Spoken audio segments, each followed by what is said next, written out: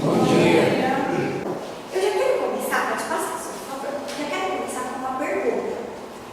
Você se considera livre? Quem aqui se considera livre? Levanta a mão. Algumas pessoas, mas a maioria não se considera livre. Quem não se considera livre, gostaria de comentar por que será que não se considera livre? Porque, de alguma forma, a gente não se considera totalmente livre. Você não tem toda a liberdade. Não temos. As leis impedem isso. Leis, consciência, A sociedade oprime. sociedade nos oprime muitas vezes. Exatamente. Se eu quiser subir aqui em cima, vocês vão achar que é estranho. Exatamente. E esse é ter preso. Exatamente. O meu pensamento eu sou livre, mas é Ó, o sentido. excelente, eu vou falar sobre isso. No pensamento, somos livres. Nas atitudes, somos barrados. Exatamente. A sociedade, somos barrados pelas leis materiais. Muitas vezes a nossa consciência, porque temos as leis de Deus gravadas na consciência, ela também nos barra de fazer algumas coisas, né? Mas, em alguns momentos, podemos ser livres, como o pastor levantar a mão. Então, a gente vai refletir sobre isso, é muito bom. Então, vamos lá. Lá no Livro dos Espíritos, esse é um questionamento que também intrigou Kardec, codificador da doutrina espírita. Ele também ficou intrigado com essa pergunta: será que somos livres? Em alguns momentos eu penso que sou, porque literalmente eu não estou presa. Tecnicamente eu posso, tenho liberdade de ir e vir, de me expressar, de me vestir, falar do jeito que eu falo. Vivemos num país onde não podemos professar a nossa religião, então, tecnicamente, teoricamente, seríamos livres. Mas será que detemos toda a liberdade? E Kardec fez esse questionamento pelos Espíritos. Ele pergunta: há posições no mundo em que o homem possa gabar-se de gozar de uma liberdade absoluta? Aí os Espíritos respondem: não. Porque vós todos necessitais uns dos outros, os pequenos e os grandes. Então ele fala que a gente tem uma liberdade relativa, não temos a liberdade absoluta. Como ele falou, se alguém tiver a ideia de subir aqui e escalar aqui, terá consequências. Por quê? Porque a gente depende um do outro, né? Se eu fizer isso, eu vou atrapalhar, eu vou quebrar, né? Eu vou me prejudicar as outras pessoas.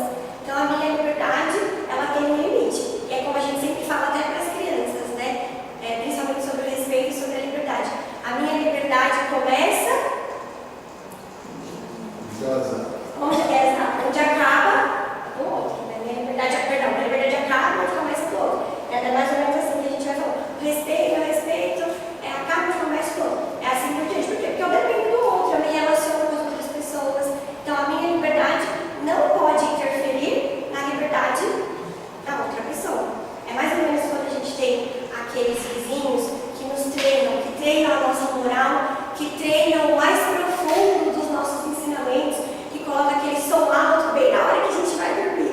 Ele está, usufruindo da liberdade dele ou dela de ouvir um som bem alto, mas com isso ele atrapalha a minha liberdade, que é de descansar, de dormir, de repousar. Então a gente percebe que quando alguém quer exercer a liberdade absoluta, de alguma forma ele acaba atrapalhando outra pessoa, né? Com aquela expansão da liberdade dele, ele está atrapalhando talvez uma outra pessoa. E aí, dando sequência, pode passar, por favor. E aí, dando sequência, a gente aprende na doutrina espírita que nós, espíritos que somos, nós somos espírito, né? Nós aprendemos nas aulas, nos cursos, que nós não temos espírito, nós somos espírito. Eu tenho momentaneamente esse corpo físico, que hoje está aqui, como Carol, nem me apresentei, né? Pode ser que tenha alguém que não me conhece, mas eu sou Carol, estudante aqui da Casa do Caminho. E aí, nesse momento eu sou Carol, estou Carol, mas sou espírito. Estou aí em aprendizado muitas e muitas encarnações, assim como todos que estão aqui. E aí a gente aprende que como espíritos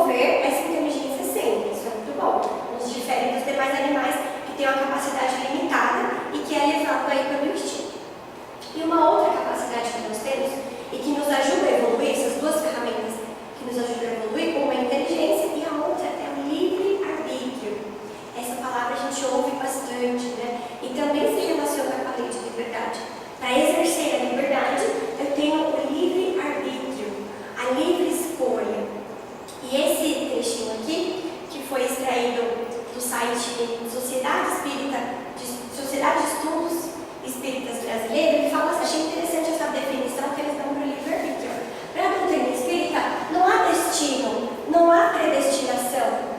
Não existe algo que já estava escrito.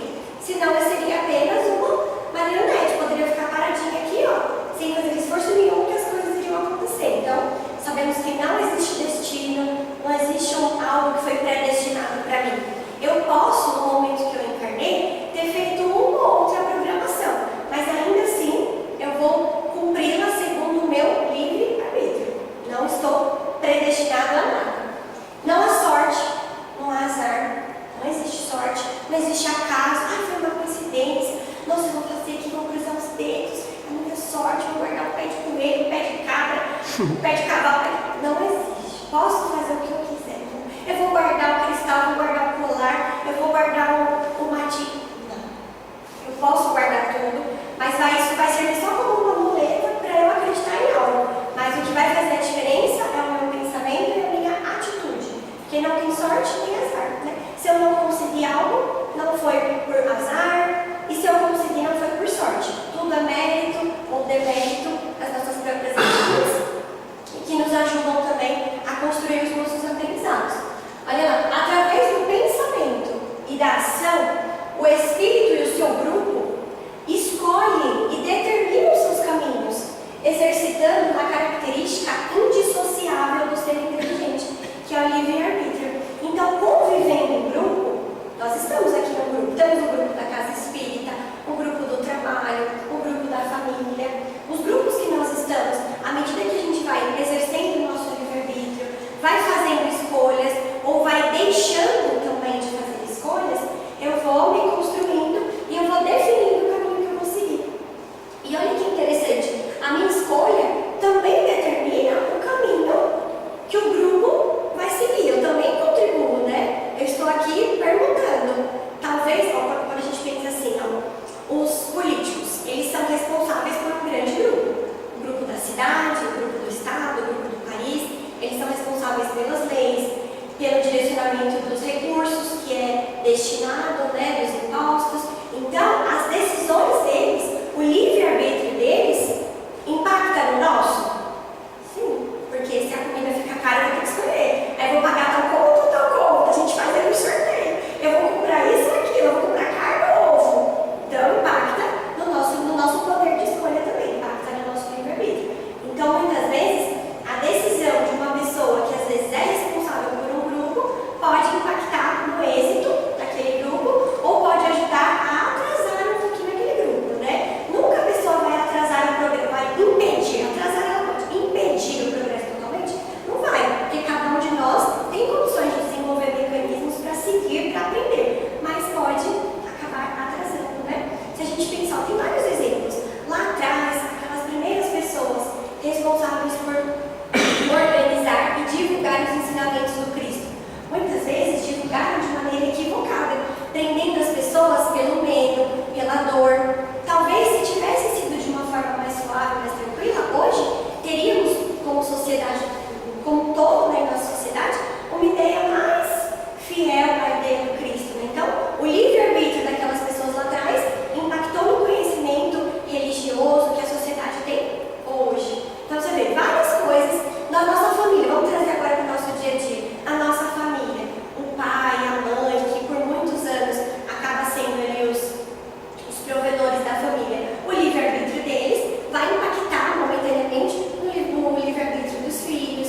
Às vezes o livre-arbítrio do marido impacta no livre-arbítrio da esposa e assim por diante, né? Os irmãos, aqui na casa espírita também, enfim. Então, como estamos num grupo, preciso também medir, né, as minhas atitudes, medir as minhas escolhas, porque às vezes eu posso estar ajudando, mas às vezes também eu posso estar atrasando aquele grupo, aquela turma no qual eu estou inserida. Então, o livre-arbítrio é uma capacidade que faz parte de mim, é uma faculdade que me ajuda a evoluir, mas eu preciso ter responsabilidade. E o apóstolo Paulo, lá atrás, já trouxe uma frase que também é muito conhecida por nós, né? Ele disse aos Coríntios, aquelas cartas, aquelas epístolas que ele escrevia, né, para divulgar os ensinamentos de Jesus. Ele escreveu uma frase curtinha, mas de muito ensinamento. Tudo posso, nem tudo me convém. Em algumas outras traduções é tudo posso,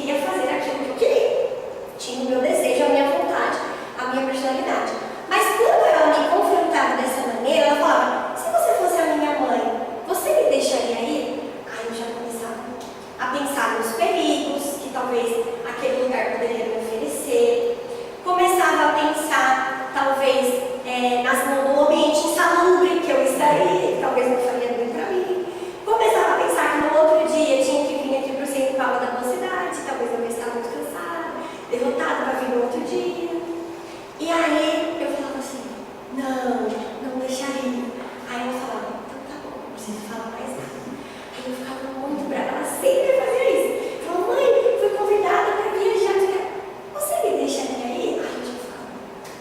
E aí a gente ia enumerando, né? Então, pode ser que talvez né, algum adolescente, em algum momento, para fazer uma brincadeira, fala, ai, deixaria, só para poder ir, né? Mas naquele momento, naquela relação, eu acho que ela ousou e viu que deu certo e foi me ganhando nessa.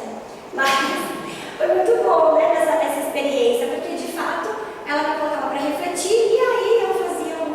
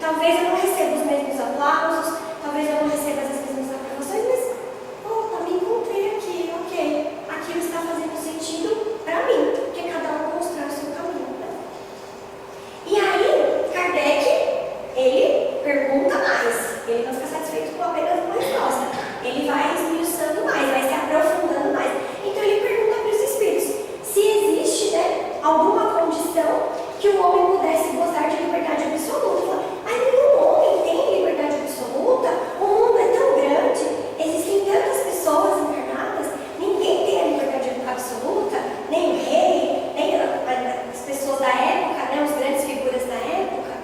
E aí os espíritos respondem que tem sim, tem uma pessoa que tem liberdade absoluta, que é o eremita no deserto. Porque ele vive sozinho, né?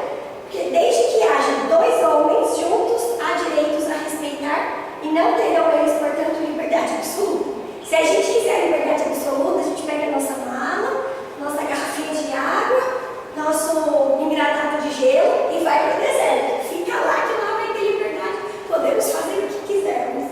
Porque a gente não vai interagir com ninguém, não vai aprender nada com ninguém, vamos ficar lá sozinhos, isolados e não vai ter finalidade nenhuma naquele momento da nossa encarnação, né? Porque vamos ter vivido apenas para nós mesmos, sem interagir, sem aprender, sem construir nada. E aí também vou ter liberdade para fazer o que eu quiser, pelas areias da vida. E aí, mas ele vai mais fundo, ele questiona mais além. E aí ele pergunta se há no homem qualquer coisa que escape a todo constrangimento e pelo qual ele desfrute de uma liberdade absoluta. Então, em outras palavras, Kardec pergunta: em algum momento eu, como espírito, tenho liberdade absoluta enquanto eu estou aqui vivendo? Em algum momento eu tenho? Vocês acham que os espíritos responderam? Em algum momento temos liberdade absoluta? Vou fazer um spoiler. Existe em uma palavra a resposta. E tem. Tem uma situação que nós temos liberdade absoluta. Qual é? Sonho? Um sonho. Pensamento. Porque no sonho, às vezes, a gente não pode definir para onde a gente vai, né? A gente dormiu, nós enquanto espíritos, que vai ali através das nossas afinidades, e às vezes a gente acorda sem nem definir tanto, né? Mas no pensamento, aí sim, pode seguir, sabe, por favor. No pensamento temos a liberdade absoluta, como o Sr. Jorge lembrou lá no início, ó. É pelo pensamento que o homem goza de uma liberdade sem limites. Porque o pensamento não conhece entraves. Pode-se impedir a sua manifestação, mas não a ritual. Aí vou dar um exemplo que eu estou dando nisso. Eu vou subir aqui, eu posso pensar que eu estou subindo aqui, mas eu não vou materializar, não vou manifestar esse pensamento. Eu vou imaginar, mas não vou fazer. E eu até vou fazer um parênteses, olha que interessante. Esses dias eu estava verificando que os jovens, alguns, devido ter tudo já nas mãos, jovens não incluindo também todos vocês não são jovens, por conta de muitas vezes nós estarmos sempre com um aparelho celular na mão, e eu me incluo, estou sempre, trabalho com isso, não estou sempre, mas a gente acha que tem uma coisa que nos diferencia dos mais jovens de hoje, porque nós ainda nascemos e tivemos um bom tempo em que isso não fazia parte do nosso dia a dia, né?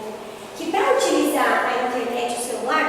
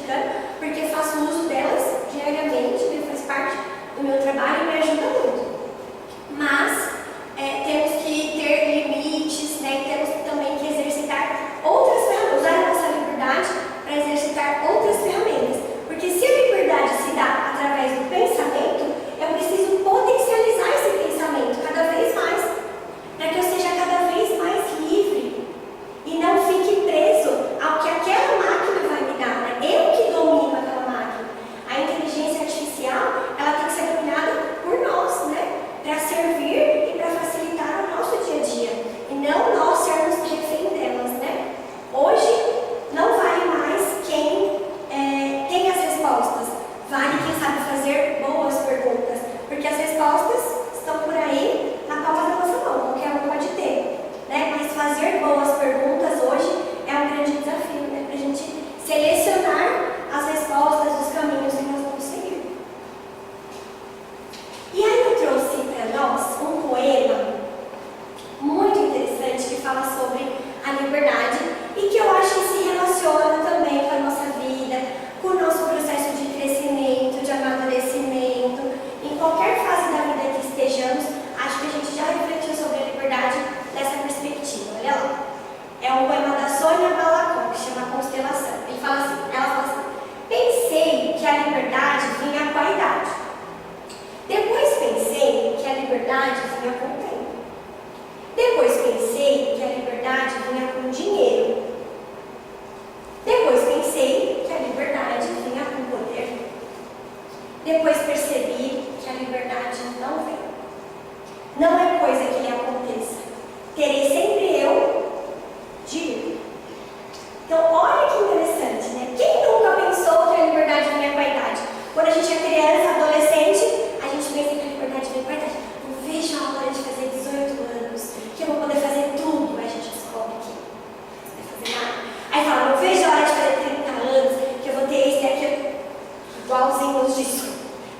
Tá tudo. Aí, e outra, né? Quando a gente fica mais... Às vezes, eu estava conversando isso com os jovens recentemente.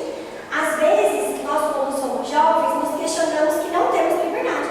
Ai, minha mãe não me deixa sair, meu pai não me deixa sair, eu não posso fazer nada, eu não posso isso, eu não posso aquilo. Mas quando a gente cresce e tem idade para fazer tudo isso, a gente perde outras liberdades, né? Porque às vezes nós, como adultos, queremos ter a liberdade que as crianças e os adolescentes têm, de não ter que trabalhar todos os dias, de não ter preocupações com contas, de poder ficar, né, gozando daquela liberdade de ficar em casa assistindo sessão da tarde, assistindo desenhos animados com achocolatado e bolachinha, que hoje não temos mais essa liberdade.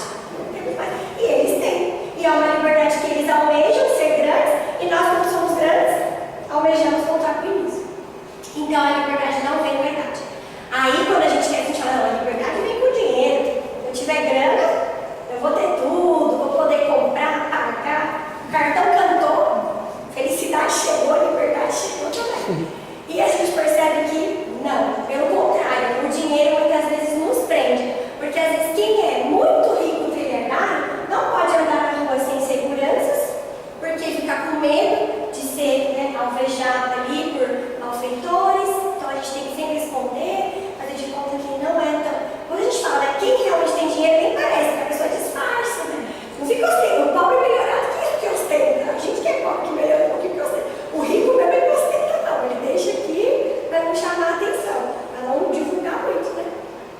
E aí, quando a gente tem mais dinheiro, a gente quer gastar mais, quer investir mais, fica mais preso ali, preocupado com os investimentos, com as empresas, com as coisas. Então, não temos liberdade, porque muitas vezes nós temos outras pessoas que dependem de nós, porque se eu tenho mais dinheiro, eu vou ter funcionários que trabalham para mim. Então, eu preciso ali de mais responsabilidades. Os funcionários que vão me servindo de alguma forma, eu preciso, né, ser responsável com eles. Eles dependem de mim, do dinheiro, muitas famílias. Então, às vezes, né, fico ali preso em contas, impostos e tributos. Então, o dinheiro tem que declarar imposto de renda. O dinheiro também não vai trazer a total liberdade para nós. Acho que precisa ligar o retroprojetor, né, cara? Isso, mas eu pego aqui, ó. Sim, vai ligando devagarzinho. E frisando aí, a capital de Varsóvia é a Polônia. Aí, ó, aí chegou, tava rapidinho, a gente já pega, tá vendo? Aí, obrigada. Aí ele fala, depois pensei que a liberdade vinha com o poder. Eu digo, não, mas quando eu for poderoso, poderosa, né, detentora ali de todas as posses, digamos assim, sei lá, quem a gente pensa aqui no Brasil que tem mais poder? Geralmente são as pessoas que têm mais dinheiro, ou talvez os nossos políticos, porque eles têm o poder de definir as leis, de coordenar ali, mas eles que não têm liberdade mesmo, né? Os olhos estão ali todos voltados para as atitudes que eles estão fazendo, porque vivemos numa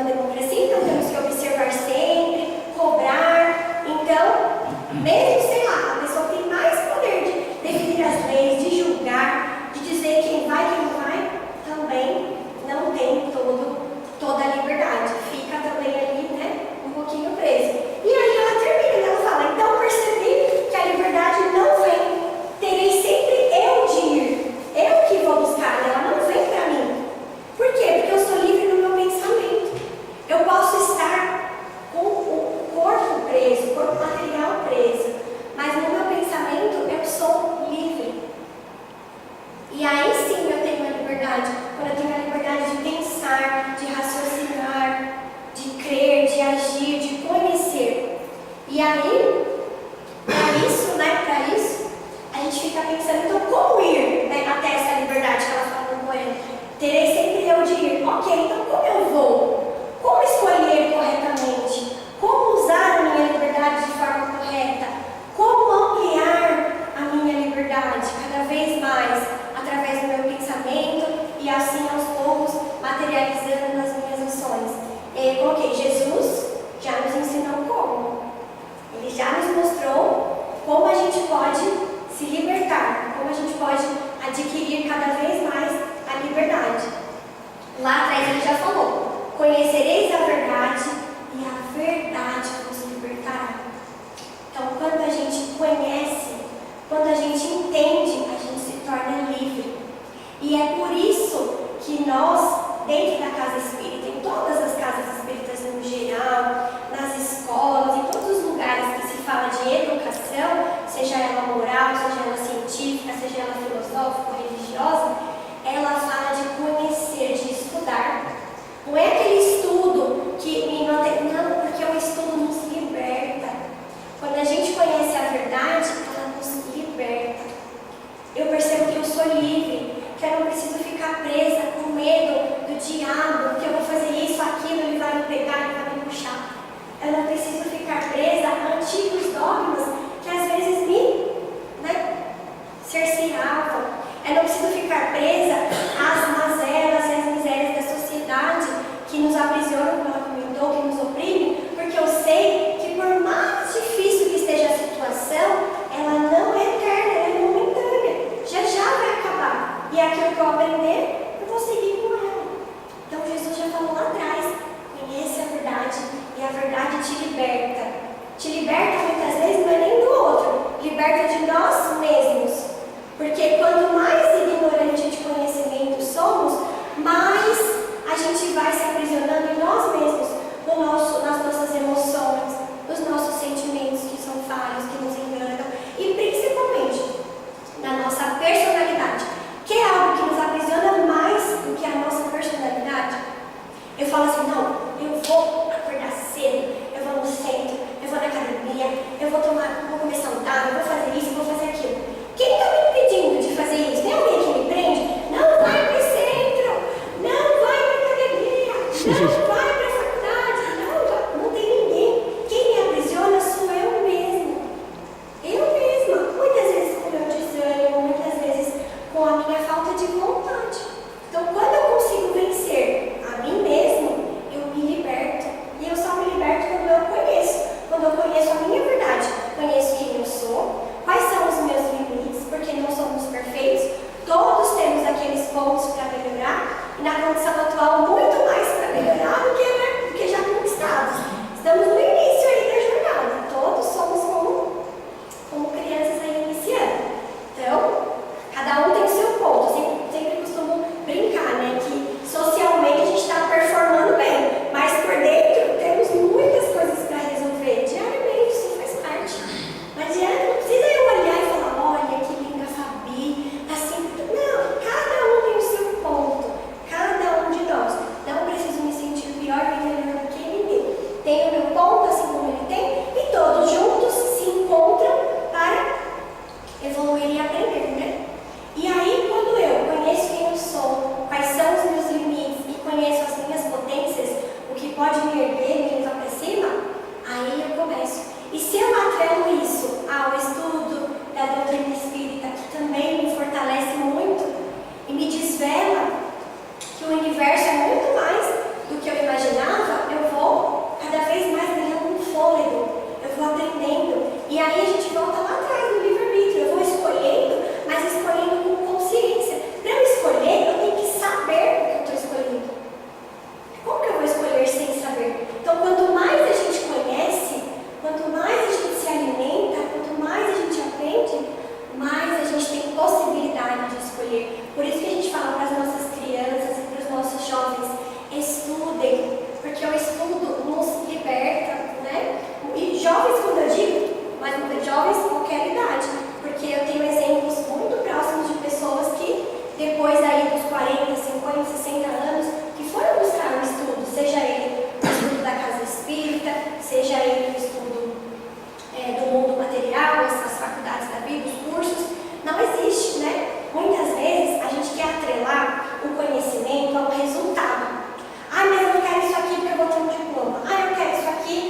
porque eu vou passar de ano, eu quero isso aqui. E às vezes a gente traz isso até para a casa espírita, né? Ah, eu não vou fazer de novo esse curso, porque eu já estudei, eu já fiz. Nós vamos estudar para a vida.